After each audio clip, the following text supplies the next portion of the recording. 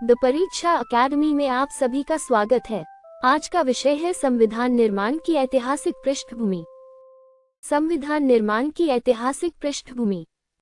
संवैधानिक विकास का आरंभ। भारत के वर्तमान संविधान की ऐतिहासिक पृष्ठभूमि का विकास मुख्य रूप से ब्रिटिश शासन के दौरान बनाए गए संवैधानिक और प्रशासनिक कानूनों से हुआ। इस विकास को दो प्रमुख चरणों में समझा जा सकता है। कंपनी शासन 1773 से 1858 तक रहा। ब्रिटिश क्राउन शासन 1858 से 1947 तक रहा। रेगुलेटिंग एक्ट 1773 से भारत में ईस्ट इंडिया कंपनी के प्रशासन पर ब्रिटिश संसद के नियंत्रण की व्यवस्थित शुरुआत हुई। भारतीय स्वतंत्रता अधिनियम 1947 ने ब्रिटिश शासन समाप्त किया और स्वतंत्र संविधान निर्माण का मार्ग प्रशस्त किया। रेगुलेटिंग एक्ट 1773 ये ईस्ट इंडिया कंपनी के भारतीय प्रशासन को नियंत्रित करने का ब्रिटिश संसद का पहला महत्वपूर्ण प्रयास था। इसने कंपनी के राजनीतिक और प्रशासनिक कार्यों पर संसदीय नियंत्रण की शुरुआत की।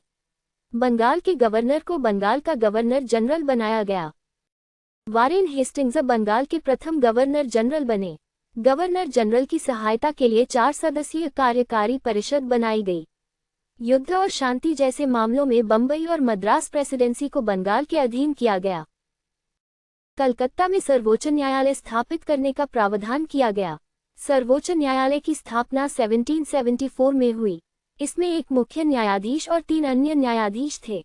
सर एलिजा इम्पे इसके प्रथम मुख्य न्यायाधीश थे। कंपनी के कर्मचारियों को निजी व्यापार करने और भारतीयों से उपहार या रिश्वत लेने से प्रतिबंधित किया गया। कोर्ट ऑफ डायरेक्टर्स को भारतीय प्रशासन से संबंधित महत्वपूर्ण मामलों की सूचना ब्रिटिश सरकार को देनी थी। संशोधन अधिनियम 1781 इसे एक्ट ऑफ सेटलमेंट 1781 भी कहा जाता है। इसका उद्देश्य रेगुलेटिंग एक्ट 1773 की कमियों को दूर करना था। गवर्नर जनरल और उसकी परिषद के आधिकारिक कार्यों को सर्वोच्च न्यायालय के अधिकार क्षेत्र से बाहर किया गया। राजस्व संबंधी मामलों को भी सर्वोच्च न्यायालय के अधिकार क्षेत्र से बाहर रखा गया। व्यक्तिगत मामलों में भारतीयों के धार्मिक और व्यक्तिगत कानूनों को मान्यता देने पर बल दिया गया। ईस्ट इंडिया एक्ट 1784 इस अधिनियम ने ईस्ट इंडिया कंपनी के वाणिज्यिक और राजनीतिक कार्यों में अंतर किया। वाणिज्यिक मामलों का नियंत्रण कोर्ट ऑफ डायरेक्टर्स के पास रहा। राजनीतिक मामलों की निगरानी के लिए बोर्ड ऑफ कंट्रोल स्थापित किया गया। इस व्यवस्था को दोहरे नियंत्रण की व्यवस्था कहा जाता है। भारत में कंपनी के क्षेत्रों के लिए ब्रिटिश पोजेशंस इन इंडिया शब्द का प्रयोग किया गया। ब्रिटिश सरकार को कंपनी के भारतीय राजनीतिक प्रशासन पर अधिक प्रभावी नियंत्रण प्राप्त हुआ। Charter act 1793 east India company के व्यापारिक विशेषाधिकारों को अगले 20 वर्षों के लिए बढ़ाया गया। बंबई और मद्रास पर गवर्नर जनरल का नियंत्रण और मजबूत किया गया। बोर्ड ऑफ कंट्रोल के सदस्यों और कर्मचारियों के वेतन तथा व्यय का भुगतान भारतीय राजस्व से करने का प्रावधान किया गया। चार्टर एक्ट 1813 भारत के साथ व्यापार पर ईस्ट इंडिया कंपनी का एकाधिकार समाप्त कर दिया गया। चाय के व्यापार और चीन के साथ व्यापार पर कंपनी का एकाधिकार जारी रहा। ईसाई मिशनरियों को भारत आने की अनुमति दी गई।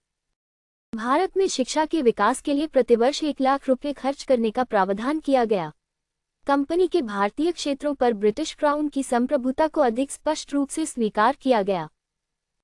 चार्टर एक्ट 1833 ये ब्रिटिश भारतीय प्रशासन के केंद्रीकरण की दिशा में अत्यंत महत्वपूर्ण अधिनियम था। बंगाल के गवर्नर जनरल को भारत का गवर्नर जनरल बनाया गया। लॉर्ड विलियम बेंटिंक भारत के प्रथम गवर्नर जनरल बने। विधायी शक्तियों का व्यापक केंद्रीकरण किया गया। बंबई और मद्रास की विधायी शक्तियों को सीमित कर दिया गया। ईस्ट इंडिया कंपनी की वाणिज्यिक गतिविधियां पूरी तरह समाप्त कर दी गईं। इसके बाद कंपनी मुख्य रूप से प्रशासनिक संस्था बन गई। गवर्नर जनरल की परिषद में एक विधि सदस्य जोड़ने का प्रावधान किया गया। लॉर्ड मैकॉले प्रथम विधि सदस्य बने। भारतीय कानूनों के संहिताकरण के लिए 1834 में प्रथम विधि आयोग का गठन किया गया। सरकारी सेवाओं में धर्म, जन्म स्थान, वंश और रंग जैसे आधारों पर भेदभाव न करने का सिद्धांत घोषित किया गया। चार्टर एक्ट 1853 ये ईस्ट इंडिया कंपनी से संबंधित अंतिम चार्टर एक्ट था। पहली बार गवर्नर जनरल की परिषद के विधायी और कार्यकारी कार्यों में स्पष्ट पृथक्करण किया गया। विधायी कार्यों के लिए परिषद में अतिरिक्त सदस्य शामिल किए गए। विस्तारित विधायी निकाय को भारतीय विधान परिषद के रूप में जाना गया। सिविल सेवाओं में भर्ती के लिए खुली प्रतियोगिता के सिद्धांत को स्वीकार किया गया। कंपनी के शासन को अगले निश्चित 20 वर्षों के लिए नवीनीकृत नहीं किया गया। इसने विधायी व्यवस्था में स्थानीय प्रतिनिधित्व के विकास की दिशा में महत्वपूर्ण कदम उठाया। भारत शासन अधिनियम 1858। यह अधिनियम 1857 के विद्रोह के बाद पारित किया गया। ईस्ट इंडिया कंपनी का शासन समाप्त कर दिया गया। भारत का प्रशासन सीधे ब्रिटिश क्राउन को हस्तांतरित कर दिया गया। बोर्ड ऑफ कंट्रोल और कोर्ट ऑफ डायरेक्टर्स समाप्त कर दिए गए। भारत सचिव का पद बनाया गया। भारत सचिव की सहायता के लिए 15 सदस्यीय भारत परिषद बनाई गई। भारत सचिव ब्रिटिश मंत्रिमंडल का सदस्य था। भारत के गवर्नर जनरल को वायसराय भी कहा जाने लगा। लॉर्ड कैनिंग भारत के प्रथम वायसराय बने। भारत के प्रशासन पर ब्रिटिश सरकार का प्रत्यक्ष नियंत्रण स्थापित हो गया। भारतीय परिषद अधिनियम 1861। इस अधिनियम से कानून निर्माण की प्रक्रिया में भारतीयों को शामिल करने की शुरुआत हुई। वायसराय को विस्तारित विधान परिषद में भारतीयों को नामित करने की शक्ति दी गई। 1862 में लॉर्ड कैनिंग ने 3 भारतीयों को विधान परिषद में नामित किया। बंबई और मद्रास को विधायी शक्तियां वापस दी गई, जिससे विधायी विकेंद्रीकरण की शुरुआत हुई। पोर्टफोलियो प्रणाली को वैधानिक मान्यता मिली। वायसराय को आपात स्थिति में अध्यादेश जारी करने की शक्ति दी गई। ऐसा अध्यादेश अधिकतम 6 महीने तक प्रभावी रह सकता था। भारतीय परिषद अधिनियम 1892। केंद्रीय और प्रांतीय विधान परिषदों के सदस्यों की संख्या बढ़ाई गई। विधान परिषदों के कार्य क्षेत्र का विस्तार किया गया। सदस्यों को बजट पर चर्चा करने का अधिकार मिला। सदस्यों को कार्यपालिका से प्रश्न पूछने की अनुमति दी गई। अप्रत्यक्ष निर्वाचन की दिशा में महत्वपूर्ण प्रगति हुई। अधिनियम में निर्वाचन शब्द का स्पष्ट रूप से प्रयोग नहीं किया गया था। भारतीय परिषद अधिनियम 99। इसे माले मिंटो सुधार के नाम से जाना जाता है। माले भारत सचिव और लॉर्ड मिंटो वायसराय थे। केंद्रीय और प्रांतीय विधान परिषदों के आकार में वृद्धि की गई। केंद्रीय विधान परिषद में सरकारी बहुमत बनाए रखा गया। प्रांतीय परिषदों में गैर सरकारी सदस्यों की संख्या बढ़ाई गई। मुसलमानों के लिए पृथक निर्वाचन व्यवस्था प्रारंभ की गई। इससे निर्वाचन व्यवस्था में सांप्रदायिक प्रतिनिधित्व को संस्थागत आधार मिला। वायसराय और गवर्नरों की कार्यकारी परिषदों में भारतीयों की भागीदारी बढ़ाई गई। एसपी सिन्हा वायसराय की कार्यकारी परिषद में शामिल होने वाले प्रथम भारतीय बने। उन्हें विधि सदस्य बनाया गया। भारत शासन अधिनियम 1919। इसे मॉन्टेग्यू चेम्सफोर्ड सुधार के नाम से भी जाना जाता है। इसका आधार 1917 की मॉन्टेग्यू घोषणा थी। प्रांतीय विषयों को आरक्षित और हस्तांतरित विषयों में विभाजित किया गया। प्रांतों में इस व्यवस्था को द्वैध शासन कहा गया। आरक्षित विषय गवर्नर और उसकी कार्यकारी परिषद द्वारा संचालित किए जाते थे। हस्तांतरित विषय भारतीय मंत्रियों द्वारा संचालित किए जाते थे। केंद्र में पहली बार द्विसदनीय विधानमंडल स्थापित किया गया। इसके 2 सदन राज्य परिषद और विधानसभा थे। प्रत्यक्ष निर्वाचन की व्यवस्था प्रारंभ की गई। मताधिकार सार्वभौमिक नहीं था और संपत्ति तथा कर जैसी योग्यताओं पर आधारित था। सांप्रदायिक प्रतिनिधित्व का विस्तार अन्य समुदायों तक किया गया। केंद्रीय और प्रांतीय विषयों को अलग किया गया। लोक सेवा आयोग स्थापित करने का प्रावधान किया गया। लोक सेवा आयोग की स्थापना 1926 में हुई। संवैधानिक व्यवस्था की समीक्षा के लिए 10 वर्ष बाद एक आयोग नियुक्त करने का प्रावधान किया गया। Simon commission. ब्रिटिश सरकार ने 1927 में भारतीय सांविधिक आयोग नियुक्त किया। इसके अध्यक्ष सर जॉन साइमन थे। आयोग में कोई भारतीय सदस्य नहीं था। इस कारण भारत में इसका व्यापक विरोध हुआ। साइमन गो बैक इसका प्रसिद्ध विरोध नारा बना। आयोग 1928 में भारत आया। इसकी प्रमुख सिफारिशों में प्रांतों में द्वैध शासन समाप्त करना और प्रांतीय स्वायत्तता की दिशा में आगे बढ़ना शामिल था। नेहरू रिपोर्ट 1928।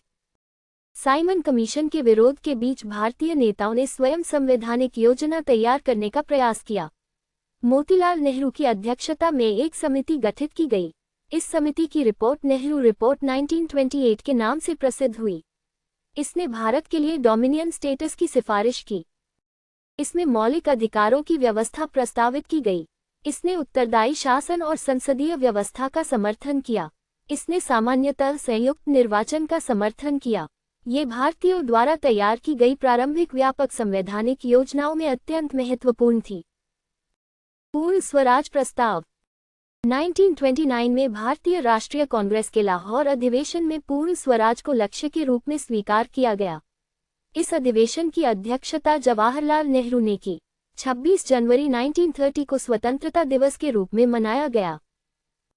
इसी तिथि के ऐतिहासिक महत्व के कारण बाद में संविधान के मुख्य प्रावधानों को 26 जनवरी 1950 से लागू किया गया।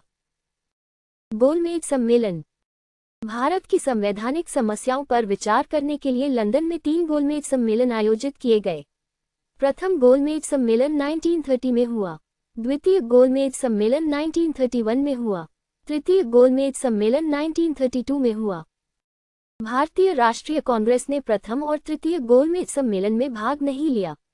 कांग्रेस ने केवल द्वितीय गोलमेज सम्मेलन में भाग लिया। द्वितीय गोलमेज सम्मेलन में महात्मा गांधी ने कांग्रेस का प्रतिनिधित्व किया। सांप्रदायिक निर्णय 1932 ब्रिटिश प्रधानमंत्री रैमजे मैकडॉनल्ड ने 1932 में सांप्रदायिक निर्णय की घोषणा की। इसमें विभिन्न समुदायों के लिए पृथक प्रतिनिधित्व का विस्तार किया गया। दलित वर्गों के लिए भी पृथक निर्वाचन की व्यवस्था प्रस्तावित की गई।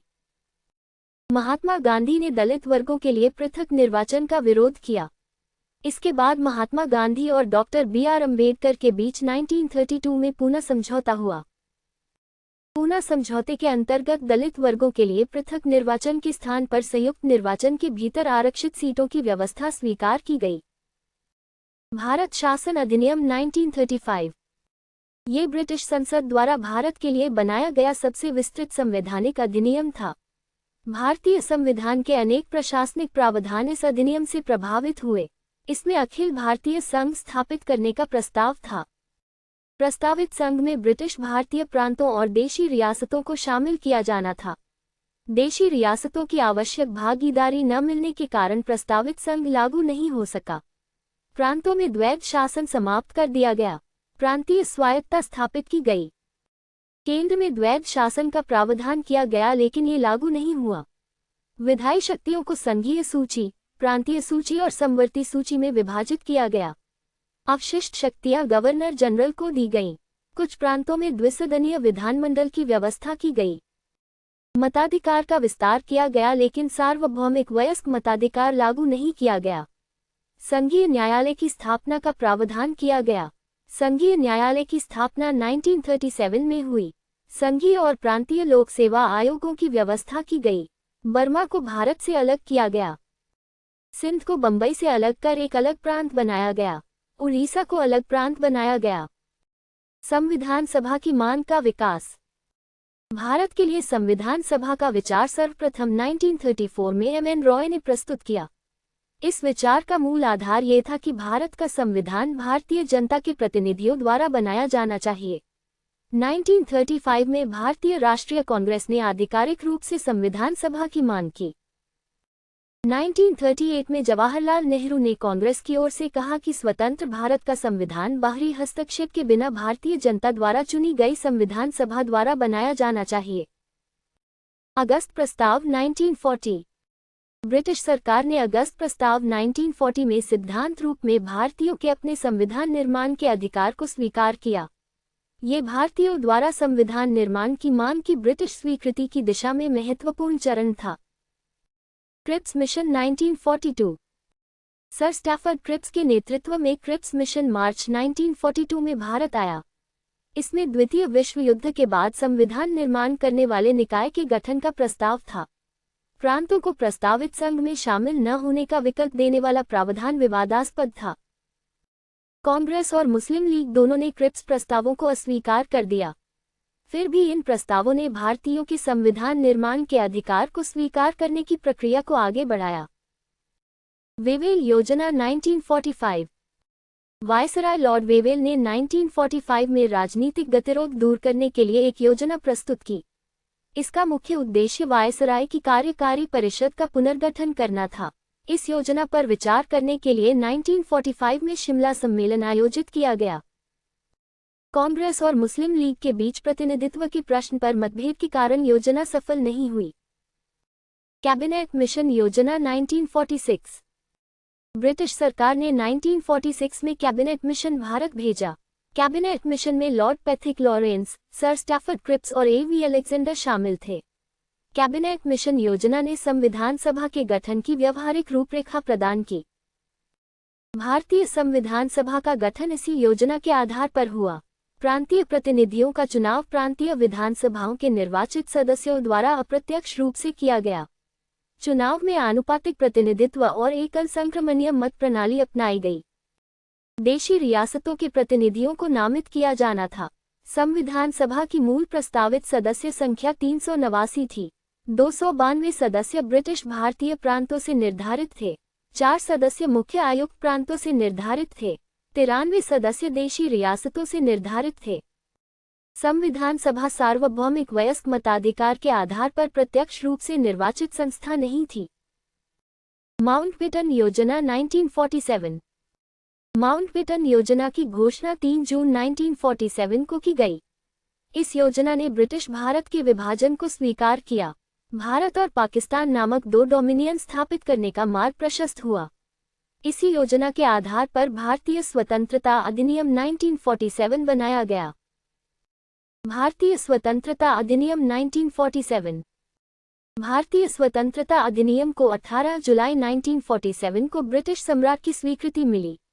15 अगस्त 1947 से भारत और पाकिस्तान 2 स्वतंत्र डोमिनियन बने। भारत पर ब्रिटिश संसद की विधायी सर्वोच्चता समाप्त हो गई। देशी रियासतों पर ब्रिटिश सर्वोपरिता समाप्त हो गई। ब्रिटिश क्राउन और देशी रियासतों के बीच संधियां समाप्त हो गईं। भारत सचिव का पद समाप्त कर दिया गया। गवर्नर जनरल और प्रांतीय गवर्नरों की संवैधानिक स्थिति नई डोमिनियन व्यवस्था के अनुरूप परिवर्तित हुई। भारत और पाकिस्तान की संविधान सभाओं को अपने अपने संविधान बनाने की शक्ति प्राप्त हुई। भारतीय संविधान सभा एक संप्रभु संविधान निर्मात्री संस्था बन गई। संविधान निर्माण के साथ संविधान सभा ने विधायी कार्य भी किया। नया संविधान लागू होने तक भारत का शासन मुख्य रूप से संशोधित भारत शासन अधिनियम 1935 के अंतर्गत चलता रहा। अत्यंत महत्वपूर्ण कालक्रम।